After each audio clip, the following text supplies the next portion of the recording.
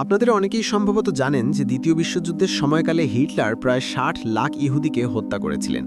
কিন্তু হিটলার কেন এই হত্যাযজ্ঞ চালিয়েছিলেন এ নিয়ে দীর্ঘ ৭৫ বছর ধরেই গবেষণা করে চলেছেন ইতিহাসবিদরা। তাদের গবেষণা থেকে হিটলারের ইহুদি নিধন বা হলোকাস্টের বেশ কিছু তথ্য উঠে এসেছে, যেগুলো হলো: প্রথমত, কিশোর বয়সে হিটলার অনেক ছবি আঁকতেন। তখন তার খুব ইচ্ছা ছিল আর্ট স্কুলে ভর্তি হওয়া। সে সময় হিটলার অস্ট্রিয়ার ভিয়েনাতে থাকতেন। তাকে আর্ট কলেজে থেকে বেশ কয়েকবার প্রত্যাখ্যাত হতে হয়েছিল, কারণ আর্ট স্কুলের রেক্টর ছিলেন ইহুদি এবং ইহুদি ছাত্ররা সংখ্যাগরিষ্ঠ ছিল পুরো কলেজে। দ্বিতীয়ত, হিটলারের মনে ইহুদি বিদ্বেষের বীজ বপন হয়েছিল ১৯০৭ সালে, যখন তার মা ক্লারা মারা যান একজন ইহুদি ডাক্তার এডওয়ার্ড ব্লোচের অধীনে চিকিৎসারত অবস্থায়। যদিও এই বিষয়ে সব ইতিহাসবিদ একমত হতে পারেননি। তৃতীয়ত, হিটলার প্রথম বিশ্বযুদ্ধে জার্মানদের পরাজিত হওয়ার কারণ হিসেবে একমাত্র ইহুদিদের দায়ী করতেন। তার আরও দৃঢ় বিশ্বাস ছিল ৯ নভেম্বর ১৯১৮ সালে জার্মানির রাজতন্ত্রের বিলোপ ইহুদিদের দ্বারা সংঘটিত হয়েছিল। তাছাড়া হিটলার লক্ষ্য করেন জার্মান দেশে বসে ইহুদিরা জার্মানির ব্যবসা বাণিজ্য সহ অনেক কিছু নিয়ন্ত্রণ করছে, যা তিনি মেনে নিতে পারেননি। চতুর্থত, ইতিহাসবিদ ইয়াহুদ বাওয়ারের মতে ইহুদি নিধন বা হলোকাস্টের মূল কারণ ছিল আদর্শগত। এর শিকড় হিটলারের কাল্পনিক অলিক জগৎ বা নাৎসি ইমাজিনেশনে। হিটলার মনে করতেন যে একটি আন্তর্জাতিক ইহুদি চক্রান্ত চলছে পৃথিবীকে নিয়ন্ত্রণ করতে।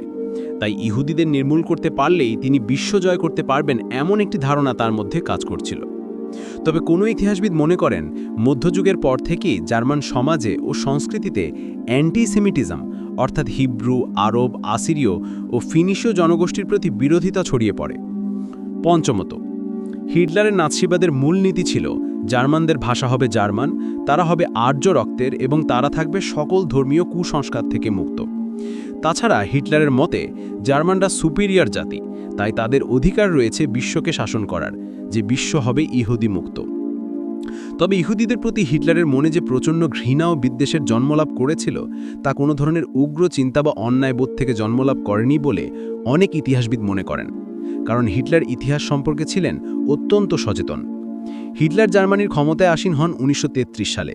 তার আগেই তিনি তার লেখা বই মেইন ক্যাম্পে ইহুদিদের জার্মান রাজনৈতিক, বুদ্ধিবৃত্তিক ও সাংস্কৃতিক জীবন থেকে তাড়ানোর আভাস দিয়েছিলেন। তবে তিনি তাদের নিঃশেষ করে দেবেন তাও অবশ্য লিখেননি। ১৯২২ সালের দিকে সাংবাদিক মেজর জোসেফ হেলকে নাকি হিটলার বলেছিলেন, আমি যদি কোনোদিন সত্যি সত্যি ক্ষমতায় যাই, তবে আমার প্রথম ও সবকিছুর আগের কাজ হবে ইহুদিদের শেষ করে দেয়া। হিটলার জার্মানির চ্যান্সেলর ও ত্রাণকর্তা হয়ে ওঠার পেছনে গুরুত্বপূর্ণ ভূমিকা পালন করেছিল তার অ্যান্টিসেমিটিজম বা ইহুদি বিরোধী প্রচারণা। হিটলার ক্ষমতায় আসার পরই জার্মানির সব প্রান্তে ইহুদি বিদ্বেষ মাথাচাড়া দিয়ে ওঠে। শুরু হয় তাদের ওপর লুটোতারাজ ও হত্যা। হিটলার চেয়েছিলেন এভাবে ইহুদিদের দেশ থেকে বিতাড়ন করবেন, কিন্তু কোনো মানুষই সহজে নিজের আশ্রয়স্থল ত্যাগ করতে চায় না। তাই ১৯৩৫ সালে নতুন আইন চালু করলেন হিটলার। তাতে দেশের নাগরিকদের দুটি ভাগে ভাগ করা হলো, জেন্টিল আর জু। জেন্টিল অর্থাৎ জার্মান, তারাই খাঁটি আর্য। জু হলো ইহুদিরা, তারা শুধুমাত্র জার্মান দেশে বসবাসকারী, এদেশের নাগরিক নয়। প্রয়োজনে তাদের দেশ ছেড়ে চলে যেতে হবে। এরপর চার্চ ও স্বরাষ্ট্র মন্ত্রণালয় ইহুদিদের চিহ্নিত করার জন্য জন্ম রেকর্ড সরবরাহ করে, যা থেকে জানা যেত কে ইহুদি আর কে ইহুদি নয়। অর্থ মন্ত্রণালয় ইহুদিদের সমস্ত সম্পত্তি বাজেয়াপ্ত করে, জার্মান প্রতিষ্ঠানগুলো ইহুদিদের চাকরিচ্যুত করে এবং জার্মান বিশ্ববিদ্যালয়গুলো ইহুদিদের ভর্তি করতে অস্বীকৃতি জানায়। এরকম আরও বহু হিংসাত্মক ও নিবর্তনমূলক ব্যবস্থা গ্রহণ করে হিটলারের সরকার। তবে দ্বিতীয় বিশ্বযুদ্ধ শুরু হওয়ায় হিটলার চূড়ান্তভাবে ইহুদিদের নিধন ও হত্যা করা শুরু করেন। জনসমাজ থেকে বিচ্ছিন্ন ইহুদি পাড়া তথা ঘেঁটো গড়ে তোলার কাজ শুরু হয়। এছাড়া কনসেন্ট্রেশন ক্যাম্পে ও গ্যাস চেম্বারে ঢুকিয়ে ইহুদিদের হত্যা করা হয়।